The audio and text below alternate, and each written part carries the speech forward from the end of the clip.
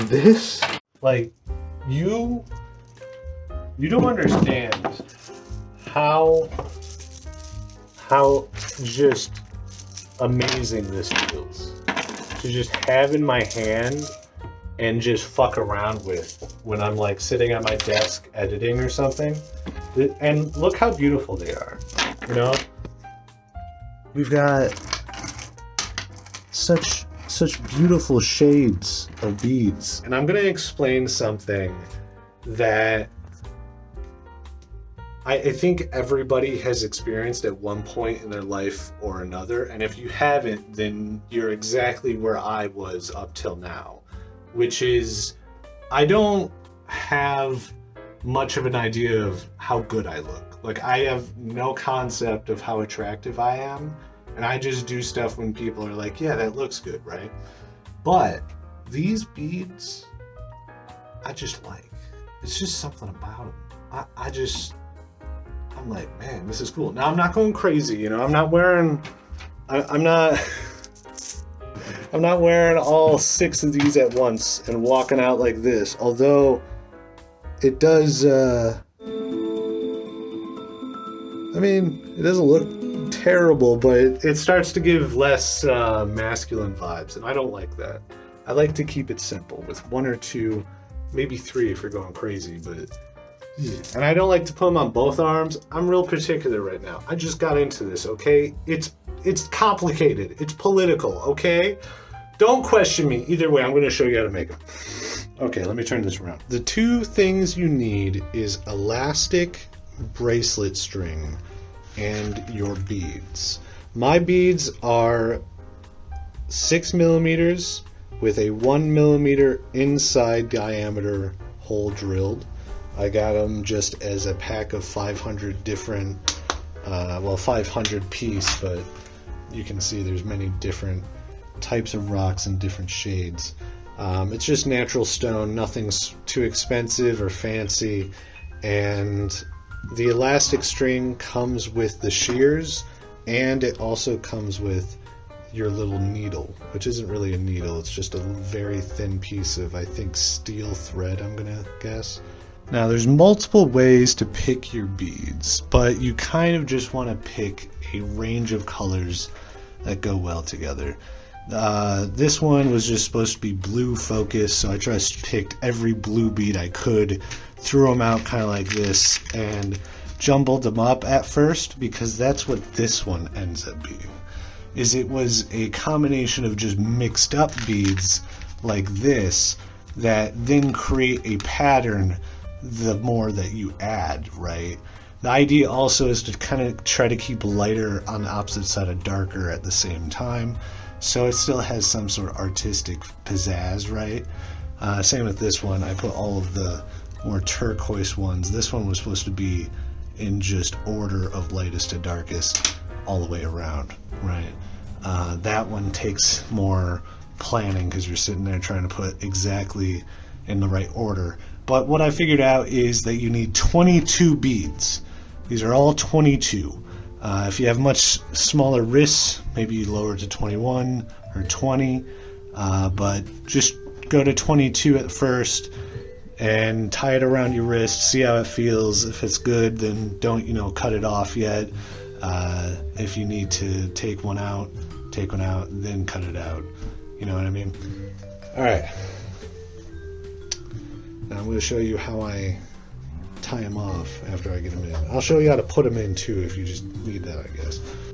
I've picked my beads. This one is more of a pink tonal color. It's all pinks, a little bit of red, white, clear, and this is just gray. It's a gray with specks of white and red in there.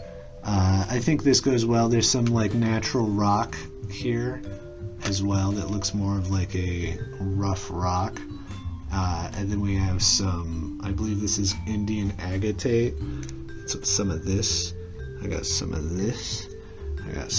I got one of these that I've tastefully put at the end here to add just a hue of blue to the entire thing, because I think it makes it a little magical, right? but it's mostly all these ones. I put a little bit of the bone-ish colored ones in there as well.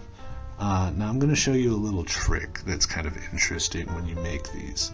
Is that if you want it to be more of a tonal color like this or this, but maybe you want more of a mix between, what I'd recommend is lining them up like this, and if you go, this looks terrible, I hate it, take a dark color like this one and replace it with a lighter or different color further down.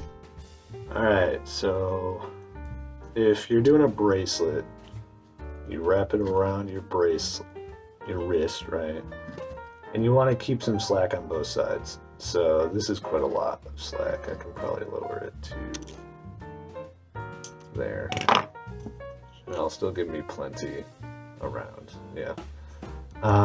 It can be really rough at this point. More the better, right? Because you can always cut off more. You can't add more. And the little picker tool, super easy to use, this little guy. One end is a loop, the loop end. The loop end goes around one side.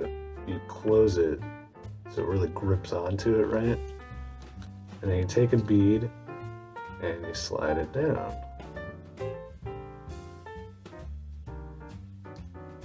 Bam, and you got it on your string. Perfect.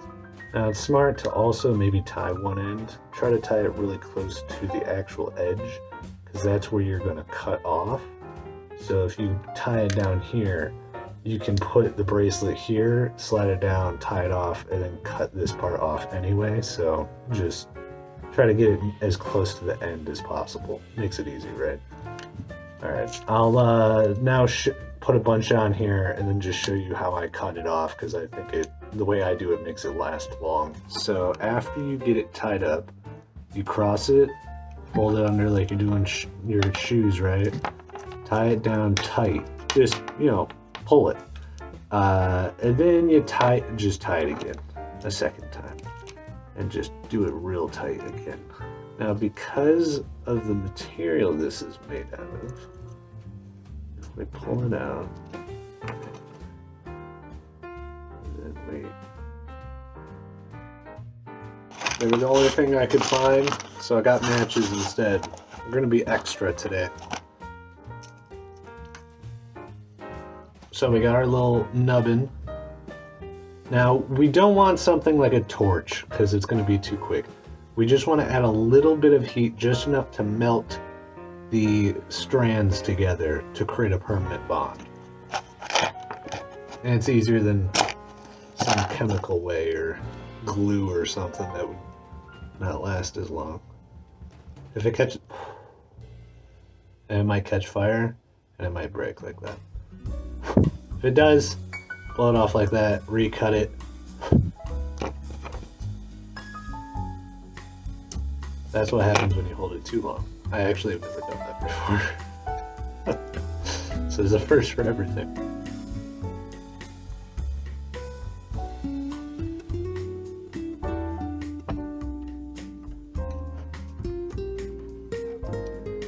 Now the main thing here is that we wanted to melt where it comes together. So I've charred that a little bit. That's what happens when you use this instead of a lighter, I guess. The lighter is a clear liquid. Matches our wood, so it leaves a little bit of a stain, but I'm sure I can clean it off. But this way, it'll now stay forever. This one's tight though, so definitely don't do what I did and mess up, But if you have to, it's just tight. I mean, it just won't fall off or shake up and down. And, hey, a few weeks later, I've taken apart my skull bracelet, and I found a sterling silver one off of Goodwill and cleaned them up. So I've kind of got a nice mix of different things here. Slowly but surely, I will build my collection. I don't want to get too into it and get too many too quickly, because then it's weird, Start with a little bit. Mamma mia.